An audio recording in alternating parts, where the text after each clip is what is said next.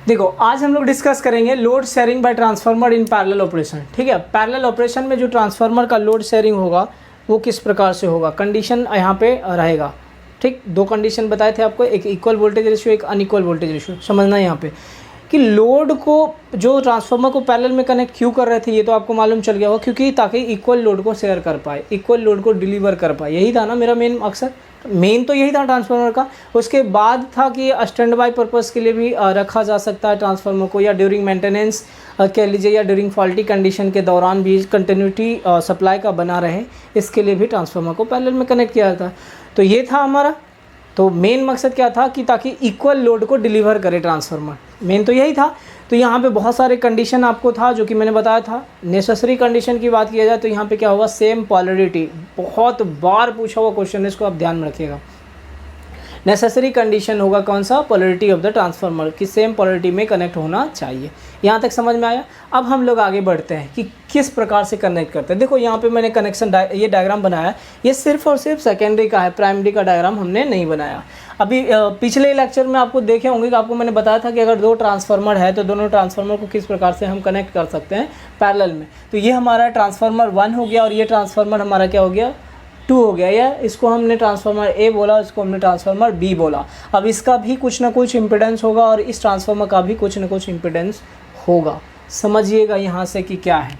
ये हमारा load current IL हो गया, ये लोड लगा हुआ है, ये V2 हो गया, इसके अक्रॉस का वोल्टेज। समझ में आई बात। RA XA रेसिस्टेंस और इंडक्टेंस कह लीजिए, इसको आप कहोगे तो ये क्या हो जाएगा, ZA, जो कि करंट IA हमारा इसमें फ्लो करेगा और IB हमारा इसमें फ्लो करेगा।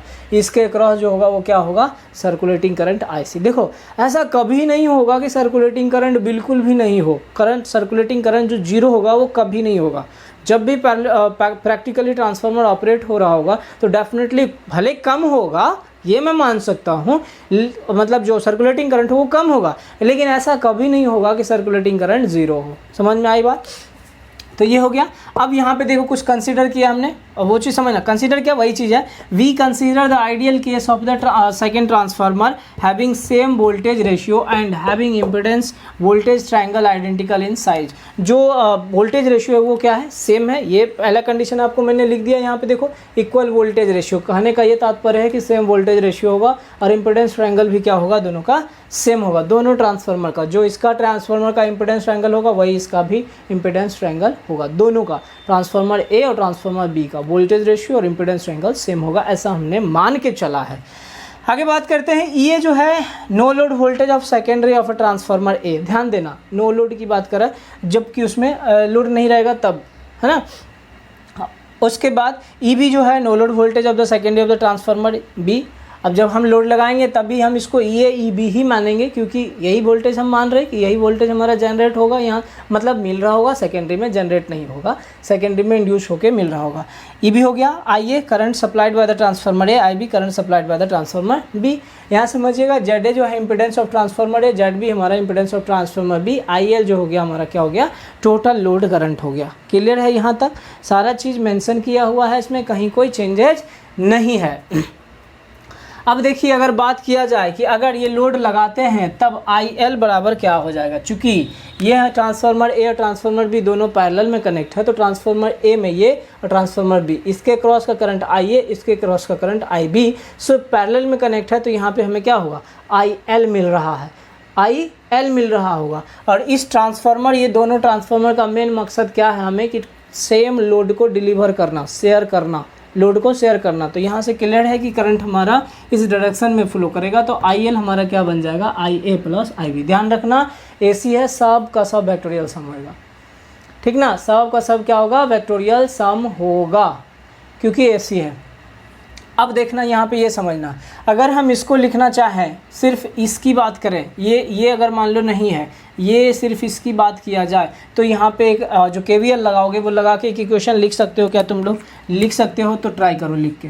देखो यहाँ से क्या हो जाएगा, -EA plus IAZA plus V2 equal to क्या हो जाएगा, 0। सो हम लोग ऐसा कह सकते हैं कि EA equal to V2 plus IAZA। बोलो ऐसा हो जाएगा क्या, EA equal to IAZA plus V2 equal to 0, ऐसा होगा KVL लगाओगे तो वही होगा ना। अब दूसरे में भी KVL लगा के देखोगे तो क्या आ जाएगा, EB इक्वल टू IA। देखो तो ये चीज़ वो हम लिख लिए हैं यहाँ पे, इसको इक्वेशन 1 मान दिए। क्या माने, equation 1, EA equal to IA ZA plus V2, इस तरह से लिखना। सिमिलरली हमारा क्या होगा, सेकेंड बी मतलब सेकेंडरी ऑफ बी ट्रांसफार्मर के लिए भी अगर आप लिखना चाहो तो इस तरह से आप लिख सकते हो। अब एक चीज़ ध्यान देना कि वोल्टेज रेशियो समान मैं बोल रहा हूँ तो EA भी बराबर होगा, EB बराबर होगा तो इसका मतलब ये दोनों हमारा क्या हो गया, बराबर। ये दोनों बराबर होगा तो ये दोनों क्या होगा, कैंसिल, बच गया क्या, IA ZA IB ZB, IA ZA बराबर IB ZB। नहीं समझा, देखो कुछ ऐसा बोलना चाह रहा हूँ मैं,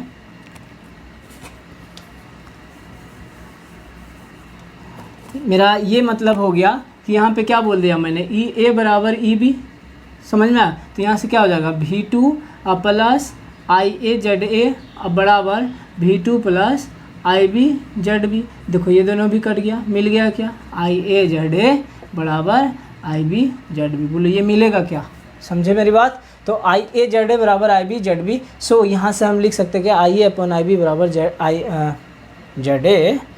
अपॉन ZB ना हो, हाँ ZA अपॉन ZB। तीसरा इक्वेशन इसको मान लिया। अब हम क्या करते हैं, इस ट्रांसफार्मर के क्रॉस का करंट और इस ट्रांसफार्मर के क्रॉस, मतलब कहने का ये मतलब है कि ट्रांसफार्मर A कितना करंट डिलीवर कर रहा है और ट्रांसफार्मर B कितना करंट डिलीवर कर रहा है, इस चीज़ को हम निकालते हैं। अगर आपको ध्यान होगा कि पैरेलल में अगर करंट निकालना हो, इंडिविजुअल करंट निकालना हो तो हम लोग लगाते हैं क्या, करंट लॉ, है ना। वोल्टेज डिवीजन और करंट डिवीजन फार्मूला पढ़े होगे आप। देखो तो यहाँ मैं ऐसा कर दे रहा हूँ कुछ इस प्रकार से, अगर आपको याद है तो ये I और ये I1 और ये I2, ये RA और ये RB। बताओ अगर RA के अक्रॉस का करंट चाहिए तो ये I1 इक्वल टू इसके अक्रॉस का करंट, तो इसके अपोजिट का रेसिस्टेंस लेते हैं। पहले तो टोटल करंट लेते हैं, तो टोटल करंट इनटू इसके अपोजिट का रेसिस्टेंस माने कि RB बटे RA प्लस RB। कुछ ऐसा कर सकते हो क्या भैया, देखो तो थोड़ा सा है, कर सकते हैं ना। करंट डिवीजन रूल जो आप पढ़े होंगे, आपको अगर याद होगा तो I1 equal to I into RB upon RA plus RB, ऐसा कर सकते हो। सेम चीज़ यहाँ पे भी आप इम्प्लाई करो। ये दोनों हमारे क्या है, पैरेलल में कनेक्ट, निकालना क्या है, IA टोटल करंट क्या है IL। देखो तो IA equal to IL into इसके क्रॉस का करंट निकालना है तो इसके अपोजिट का ले लो, तो ZB upon total impedance. Clear. Similarly अगर बात किया जाए B करंट, B के क्रॉस मतलब B द्वारा डिलीवर करंट का, तो IB इक्वल टू क्या हो जाएगा, IL into ZA upon ZA plus ZB। इसको इक्वेशन 5 मान लीजिए, इक्वेशन 4 और ये इक्वेशन 5। समझ में आया कैसे हम IA निकालिए और कैसे IB निकाले। क्लियर है यहाँ तक। यहाँ पे हमारा मेन मकसद है कि टोटल KVA डिलीवर की इस टाइम में, जब इक्वल वोल्टेज रेशियो हम मान रहे हैं तो उस टाइम में टोटल KVA कितना डिलीवर हो रहा है, मतलब कितना पावर डिलीवर हो रहा है एक ट्रांसफार्मर के द्वारा और कितना पावर डिलीवर हो रहा है दूसरे ट्रांसफार्मर के द्वारा, ये निकालना है, ठीक ना। ये चीज़ है क्योंकि लोड कितना शेयर कर रहा है वही होगा ना, तो यहाँ पे हमें लोड शेयरिंग निकालना है कि कितना लोड शेयर कर रहा है। ये हो गया हमारा IA और IB।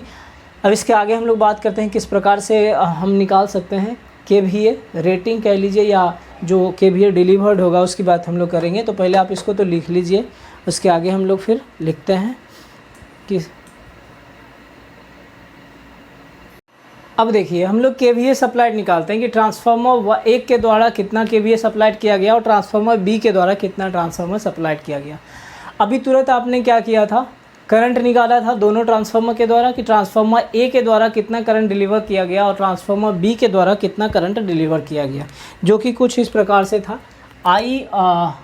IA इक्वल टू अगर देखा जाए तो IA into ZB, IL into ZB upon ZA plus ZB था, है ना, ZB था।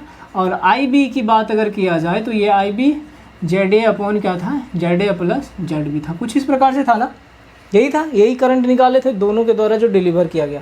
मेरा मकसद है कि अभी ये निकालना है कि लोड कितना डिलीवर करेगा, मतलब कितना KVA रेटिंग डिलीवर कर सकता है ट्रांसफार्मर A और ट्रांसफार्मर B। उसके बाद कि उस लोड डिलीवर का अगर डिफरेंट रेटिंग का है तो फिर क्या किस चीज़ पे डिपेंड करेगा उसके लोड डिलीवर, मतलब उसका लोड किस चीज़ पे डिपेंड करेगा कि वह कितना डिलीवर करेगा। देखो KVA supplied by first transformer from equation 4। अब देखो फर्स्ट ट्रांसफार्मर यहाँ पे कर लीजिएगा, that is A, transformer A, equation 4। हमने इक्वेशन 4 में ये लिखा था, देखो इसके क्रॉस में हम अगर लोड वोल्टेज V2 की बात करें तो V2 into IA equal to V2 IL ZB upon ZB, बोलो ये हो जाएगा क्या? अब यही तो है हमारा रेटिंग। अरे भैया KVA रेटिंग जो होता है किस चीज़ में होता है भाई? KVA रेटिंग का मतलब क्या? V voltage I current, VA rating भी बोल सकते हो, V वोल्टेज और I करंट। तो यहाँ तो वही है वोल्टेज और करंट, तो यही तो हो गया हमारा KVA। समझ में आ रही बात? आपके लिए क्वेश्चन है, बताइएगा हमें, ग्रुप में मैसेज कीजिएगा या फिर हो सके तो पर्सनल टेक्स्ट कीजिएगा कि हम लोग KVA रेटिंग को, जो ट्रांसफार्मर का रेटिंग होता है वह KVA में ही क्यों लेते हैं? पढ़े हैं आप लोग ऑलरेडी ट्रांसफार्मर, ऐसा नहीं है कि नहीं पढ़े हैं। तो जो ट्रांसफार्मर आप अगर पढ़े हैं तो उसमें बताइएगा कि ट्रांसफार्मर का जो KVA रेटिंग होता है वो KVA में क्यों होता है, कौन सा फैक्टर ऐसा है या क्या किस चीज़ पर डिपेंड करता है कि ये हम ट्रांसफार्मर का जो रेटिंग लेते हैं वो KVA में ही लेते हैं, किलो वोल्ट एम्पियर में ही लेते हैं, ये आप बताइएगा मुझे, ठीक है। अब देखिए यहाँ पे हो गया S इक्वल टू हम क्या लिख दिए, S into ZB plus ZA upon ZA plus ZB, ये हो गया हमारा। सिमिलरली अगर बात किया जाए इसके द्वारा करें तो फिर हमारा यहाँ पे क्या हो जाएगा, ये भी देख लीजिए। Similarly KVA supplied by transformer B from equation 5 SB equal to क्या हो जाएगा, S ZA upon ZA upon ZB हो जाएगा। ये समझ में आई बात? यहाँ तक कुछ नहीं किया है, अरे भैया यही से मल्टीप्लाई करके कर दिया, यहाँ पे ये आ गया। अब देखो यहाँ पे क्या करें, हम दोनों को डिवाइड अगर कर दें, दोनों को अगर डिवाइड करोगे तो देखो ये सब कैंसिल हो जाएगा, ये कैंसिल हो जाएगा, बचेगा ZB अपॉन ZA, होगा कि नहीं? दोनों को अगर डिवाइड करोगे तो बच जाएगा क्या, ये दोनों समान है ना भैया, तो कट जाएगा, ZB अपॉन ZA बच जाएगा। देखो कुछ ये आ जाएगा। फ्रॉम 6 एंड 7 अगर बोला जाए, छठा और सातवां से बोला जाए तो क्या होगा, SA upon SB equal to ZB upon ZA। समझ में आई बात? SA upon SB ZB upon ZA, तो ये हो गया हमारा क्या। अब जो ये दोनों तो हमारा हो गया वोल्टेज रेटिंग, या कह सकते हो कि कितना KVA वो डिलीवर करेगा, इस हिसाब से आप निकाल सकते हो। जैसे दो ट्रांसफार्मर है, ज़रूरी नहीं है कि KVA रेटिंग दोनों का बराबर हो, ये ऐसा कंडीशन नहीं है, कुछ भी हो सकता है। वोल्टेज रेटिंग KVA रेटिंग जो है ट्रांसफार्मर का कुछ भी हो, है ना, तो उससे दिक्कत नहीं है। हमें चाहिए क्या, जो कंडीशन था वो मैंने ऑलरेडी आपको बताया, ठीक। तो अगर अलग KVA रेटिंग का भी ट्रांसफार्मर है तब भी हमें कोई दिक्कत नहीं है। वहाँ पे ये देखना पड़ेगा कि कितना लोड डिलीवर कर रहा है एक ट्रांसफार्मर और दूसरा ट्रांसफार्मर कितना लोड डिलीवर कर रहा है, समझ में, और वो कैसे और किस पे डिपेंड करेगा। देखो यहाँ से अगर इस चीज़ से अगर आप देखते हो तो KVA रेटिंग 1 माने कि जो KVA डिलीवर्ड है ट्रांसफार्मर A के द्वारा, यहाँ पे इन्वर्सली प्रोपोर्शनल है किसके द्वारा, उसके इम्पीडेंस के द्वारा। यहाँ पे हम कहें क्या, SA इन्वर्सली प्रोपोर्शनल टू, ऐसा लिख सकते हैं क्या, SA inversely proportional to ZA और SB inversely proportional to ZB। बोलो हाँ कि ना, ऐसा लिख सकते हो क्या भैया? ऐसा लिख सकते हैं। तो यहाँ से क्या पता चल रहा है कि जो KVA डिलीवर्ड होगा या जो KVA डिलीवर्ड होगा, जो पावर डिलीवर कर रहा है वो इन्वर्सली प्रोपोर्शनल है उसी के इम्पीडेंस के। समझ में आ रही बात? ऐसे directly inversely proportional to ZA और ZB inversely proportional to SB या SB inversely proportional to ZA। तो इस हिसाब से हम ऐसा कह सकते हैं कि others we can say that when two transformer of different voltage rating are connected, जब कह सकते हैं कि जब दो transformer of different voltage rating, अलग अलग वोल्टेज रेटिंग के कनेक्टेड हो in parallel, they divide the total load in proportion to their respective KVA rating. उसके जो KVA रेटिंग होंगे, अगर अलग अलग ट्रांसफार्मर लगे हुए हैं, पैरेलल में ही दो अलग रेटिंग के ट्रांसफार्मर लगे हुए हैं, तो जो KVA रेटिंग होगा या कितना डिलीवर करेगा KVA वो किस पे डिपेंड करेगा। तो इस चीज़ के बारे में बोल रहे हैं, ओनली क्या कर रहा है, their respective KVA rating only when their equivalent impedance are proportional लिख दिए हैं यहाँ पे भैया। आप यहाँ पे कर लीजिएगा इन्वर्सली प्रोपोर्शनल, क्या कर लीजिएगा, inversely proportional to their respective rating. उसके रिस्पेक्टिव रेटिंग के इन्वर्सली प्रोपोर्शनल वो क्या करेगा, पावर को डिलीवर करेगा। समझ में आ रही बात? यहाँ तक क्लियर है कि जो ट्रांसफार्मर अलग अलग रेटिंग का भी अगर लगा रहेगा तो अलग रेटिंग के जो ट्रांसफार्मर लगे होंगे वो उसी के इम्पीडेंस जो होंगे, है ना, उसी के इम्पीडेंस रिस्पेक्टिव रेटिंग में जो होगा इम्पीडेंस उसी के इम्पीडेंस के इन्वर्सली प्रोपोर्शनल होगा। जितना उसका इम्पीडेंस ज़्यादा होगा वो उतना ही कम डिलीवर करेगा। समझ में आ रही बात? तो ये चीज़ था हमारा कब का कंडीशन, जब वोल्टेज रेशियो समान था, इक्वल था। समझ में आ रही बात? तो ये हो गया। अब हम लोग देखेंगे नेक्स्ट लेक्चर में, जब हमारा वोल्टेज रेशियो डिफरेंट होगा या अलग होगा तब क्या प्रभाव पड़ता है, उस टाइम में क्या होगा। समझ रहे बात को। तो हम लोग देखो, अब हम लोग देखते हैं केस 2, दूसरा है अनइक्वल वोल्टेज रेशियो। पहला हमने क्या देखा कि इक्वल वोल्टेज रेशियो, अब हम लोग देख रहे हैं अनइक्वल वोल्टेज रेशियो। अब ये समझना, अनइक्वल वोल्टेज रेशियो है तो बीच में सर्कुलेटिंग करंट होगा। बीच में क्या होगा, सर्कुलेटिंग करंट होगा। क्लियर, मैंने बताया था सर्कुलेटिंग करंट क्या होता है और सर्कुलेटिंग करंट क्यों होगा, ये भी मैंने बताया था। दोनों वोल्टेज रेशियो बराबर नहीं होगा तो डेफिनेटली सर्कुलेटिंग करंट होगा। अब यहाँ पे ये समझना आपको, when the turn ratio are not exactly equal, turn ratio equal नहीं होगा तो वोल्टेज रेशियो भी इक्वल नहीं होगा। क्लियर, टर्न रेशियो आपसे पूछा जाएगा तो क्या होता है N1/N2। ध्यान रखना, इसको हम लोग बोलते हैं क्या, टर्न रेशियो। अगर बोले ट्रांसफॉर्मेशन रेशियो तो वो हो जाता है क्या, N2/N1। ये हो जाता है ट्रांसफॉर्मेशन रेशियो।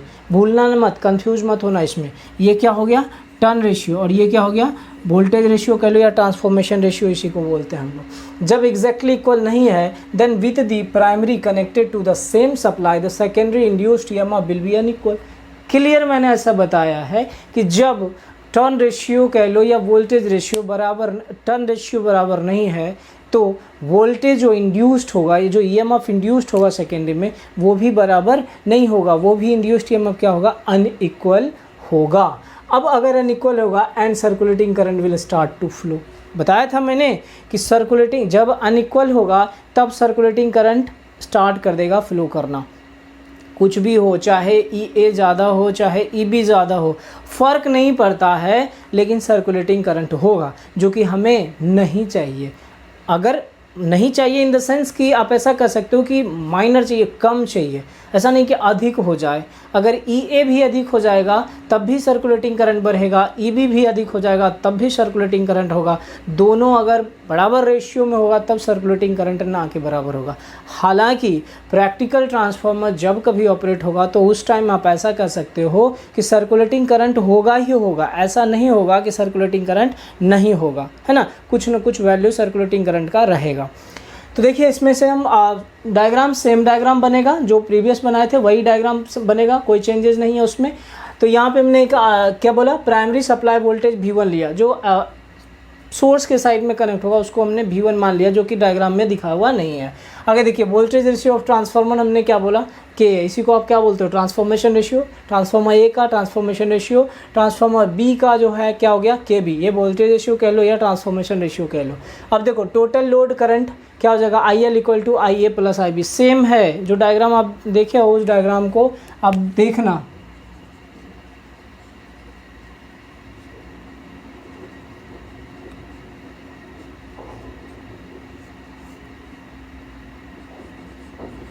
देखो यही डायग्राम था ना भाई मेरे, ये था ना, ये हमारा A और ये हमारा B और ये हमारा ZA, ये हमारा ZB।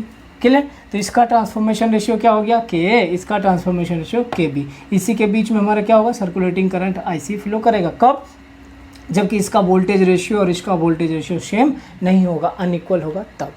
क्लियर, देखिए total load current IL = IA + IB, ये प्लस ये बन जाएगा यहाँ पे क्या, IL, जिसको कि हम क्या बोल रहे हैं, IL। क्लियर है यहाँ तक। आगे देखिए induced EMF in the secondary of the transformer A।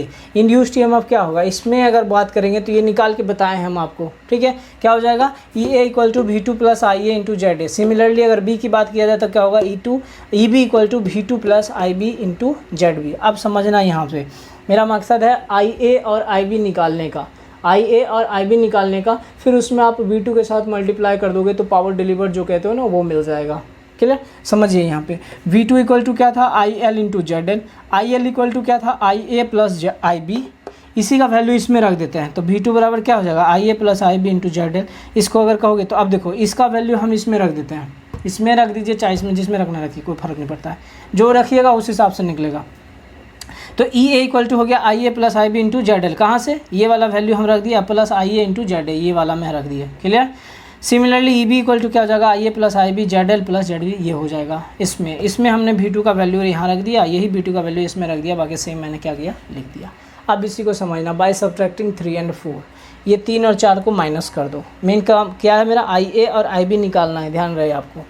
तो E A minus E B equal to I A Z A minus I B Z B आ गया। जब इस दोनों को माइनस करोगे ई ए माइनस ई बी आ जाएगा, यहाँ से I A Z A minus I B Z B आ जाएगा, ये आ जाएगा क्योंकि ये दोनों क्या है, सेम है, कैंसिल आउट हो जाएगा। क्लियर ना, ये हो गया हमारा। अब यहाँ से आई ए निकाल दो, आई ए इक्वल टू क्या होगा, E A minus E B plus I B into Z B upon Z ए।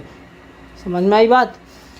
इसको इक्वेशन 5 मान लो। Putting the value of I A in equation 4, ये आई ए का वैल्यू आप किस में रख दो, ये 4 वाले इक्वेशन में रख दो। ठीक है, ये आई ए का वैल्यू इस 4 वाले में रख दो। देखो यहाँ आई ए है, यहाँ पे रखना है।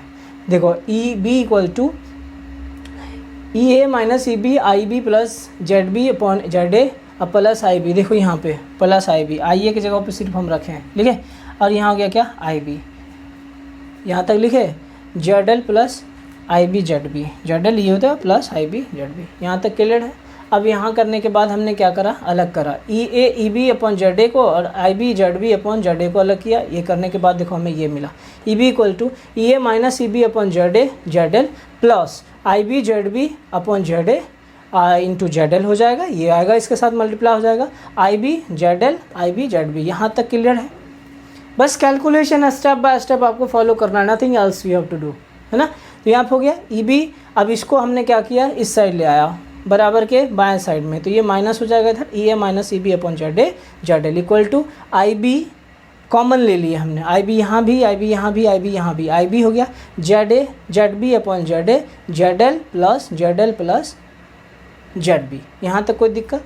इसको इधर मल्टीप्लाई कर दो, ये जिधर भी जेड है इधर भी है, कैंसिल आउट होएगा। इसको मल्टीप्लाई करो, E B Z A minus E A minus E B Z L equal to I B Z B, यहाँ पे आई बी यहाँ पे रहने दो, फिर जेड बी जेड एल, फिर यहाँ पे ए के साथ ये जेड ए जेड एल, फिर जेड बी और जेड ए, जेड बी और जेड ए, यहाँ डिवाइड कर दो जेड ए से। क्लियर है। तो इसको लिखे थे थोड़ा सा पहले आप, उसके बाद हम इसको आगे बढ़ाते हैं थोड़ा सा। वीडियो को पॉज कर लीजिएगा आप, ऐसा नहीं है। देखो यहाँ से फिर आगे अगर हम चाहें कि लिखना आगे तो क्या हो सकता है, देखो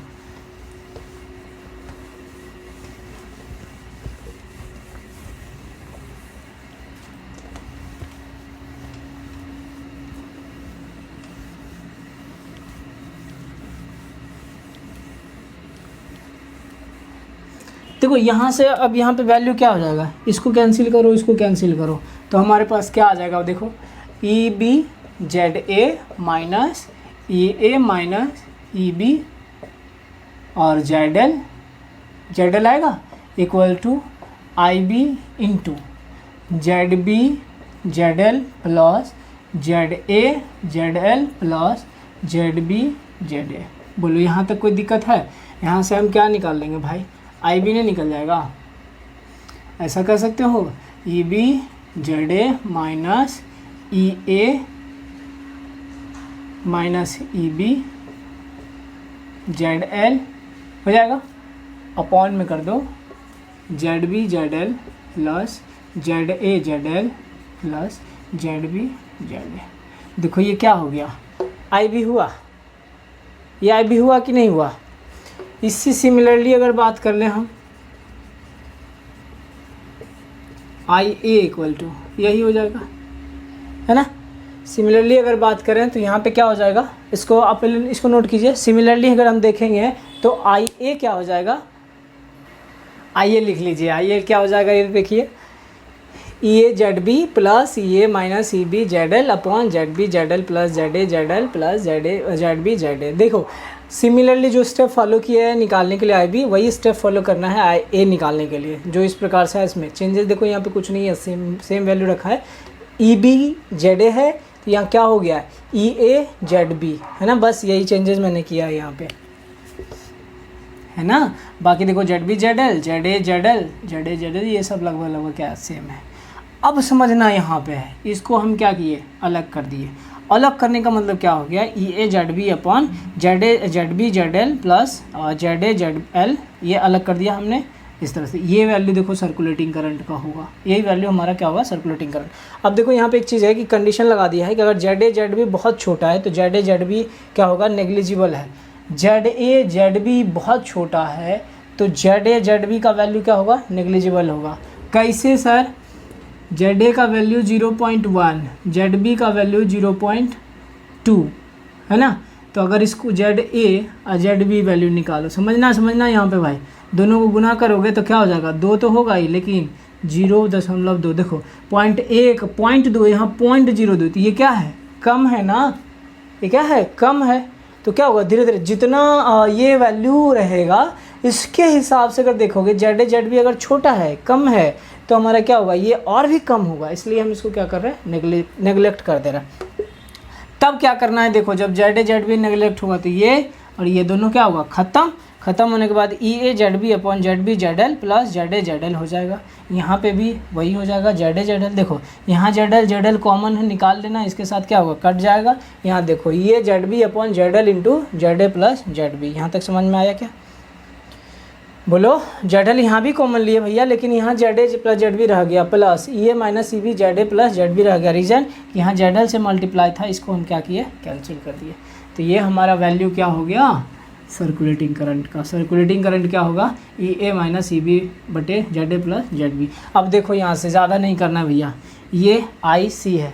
सवाल ये है कि ये बताओ, एक सब है यहाँ पे कि सर्कुलेटिंग करंट हम ज़्यादा कम कह रहे हैं, क्यों, ध्यान रखना ये चीज़ कि सर्कुलेटिंग करंट अगर ज़्यादा होगा ना तो ट्रांसफार्मर का कॉपर लॉस वगैरह भी ज़्यादा होगा।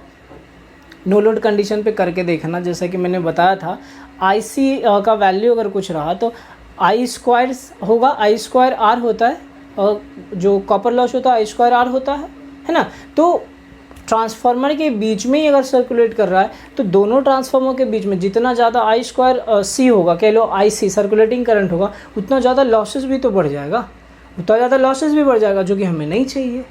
समझ रहे हैं, ये रीज़न भी है कि सर्कुलेटिंग करंट को कम रखा जाता है ताकि लॉसेस वगैरह क्या हो, कम हो। तो ये हो गया, ये हमारा सर्कुलेटिंग करंट निकल गया। अब इसी में आपसे बोलेगा कि कितना वोल्टेज शेयर करते हैं ये वगैरह, तो वही सेम चीज़ अप्लाई करना है। इसमें हम V2 दोनों साइड से मल्टीप्लाई करेंगे और फिर ऐसे KVA रेटिंग हो जाएगा, तो वो उतना ज़रूरत नहीं पड़ता अभी फ़िलहाल के लिए। हाँ, जब वो गेट वगैरह का प्रिपरेशन करने लगोगे तो उस टाइम में उसका बहुत ज़्यादा अप्लीकेबल है, क्योंकि 1-2 सवाल इससे पूछे जाते हैं। जनरली आप लोग के लिए यहाँ तक सफिशिएंट है। कंडीशन जो होता है वो आप ध्यान में रखिएगा मेनली, इस पे आपको न्यूमेरिकल भी कुछ भी नहीं पूछेगा। 1-2 न्यूमेरिकल होगा तो कर भी लेंगे हम लोग, देख लेंगे कैसे किया जाता है। एक चीज़ ये याद रखिएगा, जेबी गुप्ता में कुछ सवाल दिया हुआ है, ये ट्रांसफार्मर में आपको मिल जाएगा कि following transformer connected in parallel, कौन कौन सा ट्रांसफार्मर को पैरेलल में हम कनेक्ट कर सकते हैं, यही आपको मिलेगा वहाँ पे। 2 या 3 सवाल मिलेंगे, आप एक बार ट्रांसफार्मर चैप्टर निकाल के देख लीजिएगा। ट्रांसफार्मर ए, ट्रांसफार्मर बी। ट्रांसफार्मर ए का अगर ग्रुप जो बोल रहे थे, वेक्टर ग्रुप बात कर रहे थे, वाई वाई रहेगा, प्राइमरी भी वाई, सेकेंडरी भी वाई, तो हमें ट्रांसफार्मर बी का भी वाई वाई रखना है। ट्रांसफार्मर ए का अगर डी डी रहेगा, मैंने डेल्टा डेल्टा रहेगा, तो ये सेकेंडरी भी हमें डेल्टा डेल्टा है। ट्रांसफार्मर ए का अगर स्टार स्टार है, कह लो ये है ना, वाई वाई मतलब स्टार स्टार है, तो ये डेल्टा डेल्टा रहेगा। ये स्टार और डेल्टा है तो ये डेल्टा स्टार हो जाएगा, स्टार डेल्टा है तो ये स्टार डेल्टा होगा। तो ये इसको ध्यान में रखिएगा इसको, ठीक है। ये ट्रांसफार्मर है जिसको कि आप पैरेलल में कनेक्ट कर सकते हो, यही कंडीशन है। वहाँ पे आपको 3-4 सवाल रहेगा, उसमें से आप छांट के अपना आसानी से टिक कर सकते हैं। ऐसे भी आप ट्रांसफार्मर में पढ़े होंगे, ऐसा नहीं है कि नहीं पढ़े होंगे, जब आप ट्रांसफार्मर पढ़ रहे होंगे तो क्लियर। तो ये था आपका पैरेलल ऑपरेशन, यहीं पे हमारा क्या होता है, समाप्त होता है। तो आज ये इतना ही रखते हैं, फिर मिलते हैं नेक्स्ट लेक्चर में। धन्यवाद।